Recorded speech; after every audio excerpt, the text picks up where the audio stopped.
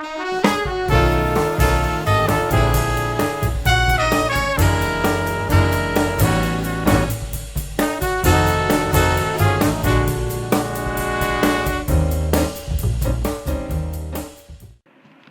everyone, this is Corey and we're talking manpower. Today I'm with Colonel Keith Rivers. He's the Deputy Commander at the U.S. Army Force Management Support Agency. Colonel Rivers, thank you very much for being here today. I appreciate it. Thank you for having me. So you've been the Deputy Commander here at USAFIMSA now for a few months. How are you enjoying the position so far? Well, over the last year or so, I've really come to learn a lot more about force management, especially in the documentation world. The position's allowed me to basically branch out and expand my wings a little, so to speak.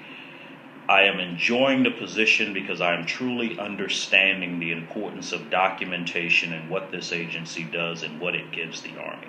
So I'm loving it. So is it kind of giving you a broader purview of Army manpower in general? Absolutely, because one of the things in my years doing force management as an FA-50 officer, I never took time or I never was assigned to the force management section that allows us to take a look at documentation. A lot of my time was spent in the equipping world, in the programming world, but never documentation. Kind of taking the blinders off in a way. Exactly.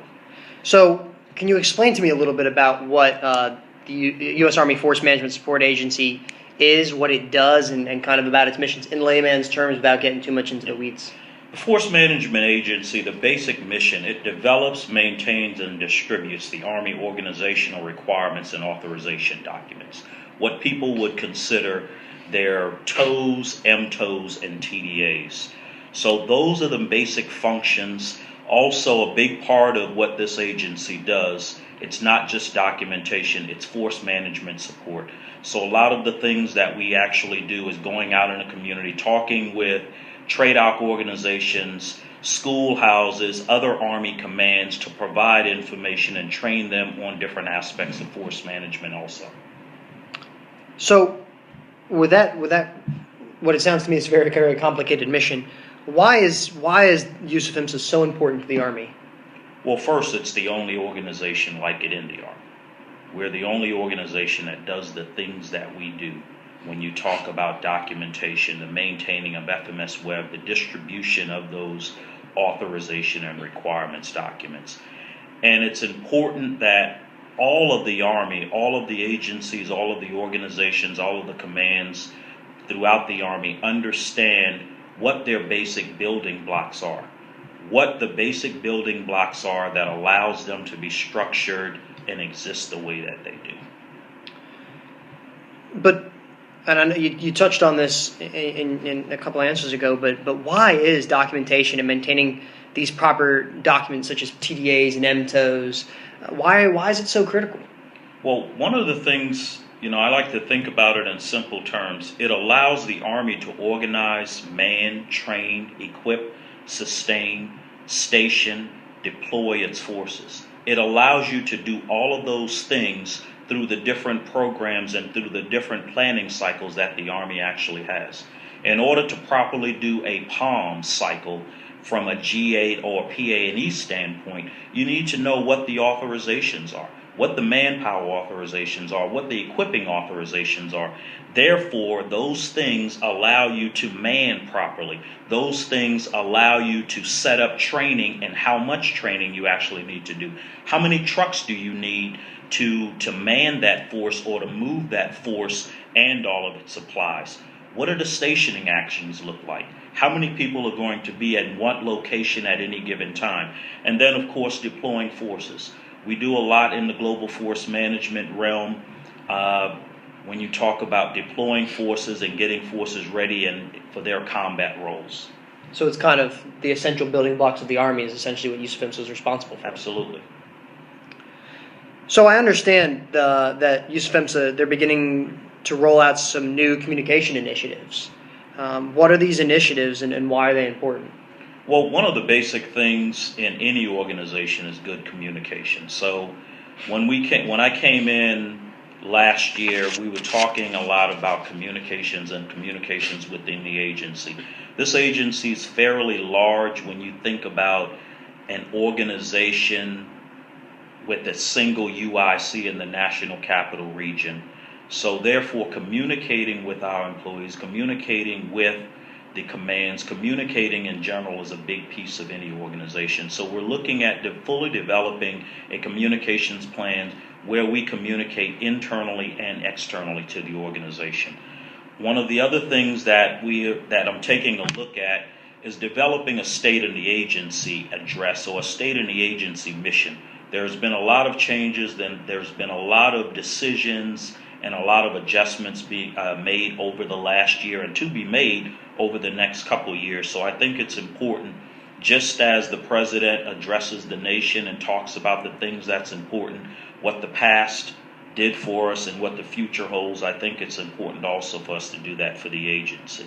And another great thing that you know this better than I do, that we're putting in place is employee spotlights, allowing employees their time to shine, allowing a place where you can spotlight employees, kind of like the hometown news release that we've done for green suiters in the Army for years, also doing that for our manpower analysts and our analysts here in the agency also. So employee spotlight is another big issue. Because it kind of shares, I would assume it kind of shares what they do on a daily basis, and people like looking at that because, you know, people are a big asset to the Army and understanding what they do. Absolutely, absolutely.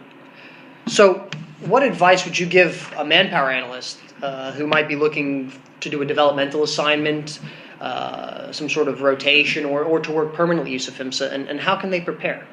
Well, one of the big things I think, in one of the first areas that many people have access to is FMS Web. At about 112,000 users, everybody should have an FMS Web account. So go into FMS Web and look at it and just study it. See what's there. There's lots of information. There's lots of documentation. There's lots of things there in FMS Web. So do that. You also need to have a good general understanding of requirements and authorization documents, because that's kind of the core of what we do here. Go into how the Army runs. There's a large, thick manual called How the Army Runs. It's done by the Force Management School and published by the Army War College, and it talks all aspects of the Army. So take a look at the general information and the documentation, the force management aspects of how the Army runs. And then finally, I would say do a good review of AR 7132. You know, it's the force management way of how we conduct business, how things are done within the staffs and the processes. So I understand that the 2016 coming up is kind of a landmark year for use of PHMSA, if I understand it correctly. It's the 30th anniversary of the organization as it is the U.S. Army Force Management Support Agency. Obviously, prior to that, it had other names and other iterations, but as use of PHMSA proper, as it's been, its 30-year anniversary. Is the organization planning on doing anything to mark the occasion? Yeah, we're currently taking a look at what we can actually do to mark this occasion. I mean, 30 years has been a long time. You know, many organizations have been around for a lot, and this organization, just like many others, has gone through a lot of changes. So we're looking at trying to sponsor different events and do different things, both internally and externally in the agency over the next year or so. Well, very good. Hopefully I can get an invite to some of those because, absolutely, you know me, I love a good celebration. There you go. Well, Colonel Rivers, is there anything else you'd like to add? No, I mean, it's been a pleasure serving as the deputy commander for as long as I have. I have a while more to go. It's a great agency. Love being here. Lots of great people who understand and are focused on the mission of taking care of the Army and its soldiers. Well, Colonel Rivers, I know you're extremely busy because I know you've got organizations all over the map and you're building them building blocks for the Army. So I appreciate you taking the time. Thank you very much. No, thank you. Well, everyone, that's all we have for today. We look forward to our next episode, and feel free to like our Facebook in the meantime, which is facebook.com/ArmyCP26 for the most up-to-date news and information from the Army Manpower and Force Management career field. Until next time, have a great Army day.